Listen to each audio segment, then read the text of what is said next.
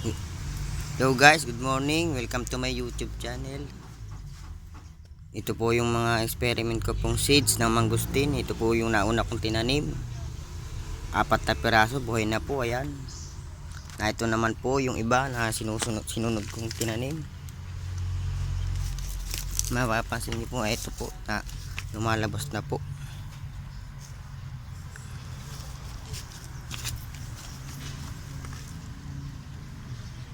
Ito po nalabas na, oh. Naabot din po pala ng 2 weeks bago pumutok po ang seeds. Ayan po. Hindi po masyadong kita gawa ng araw. Ayan po. Yan pong pulang yan. Ito po. Ayan po. Ayan. At dito po ayun din. Ayun pa po. Sumisibol na po. Ayun pa.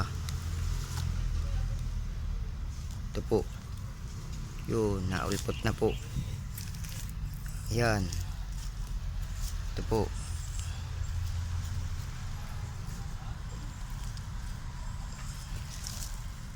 Po.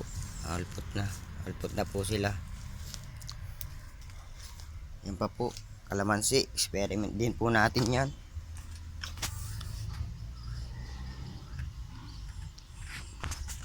Ito po naman yung Lanzones, Davao. Ito po mapapansin nyo, payat po sila. Pero buhay na po yan. Ayan po. Yung iba po hindi pa nakasulpot. Ayan po. Lanzones po yan. Ayan po. Lanzones yan.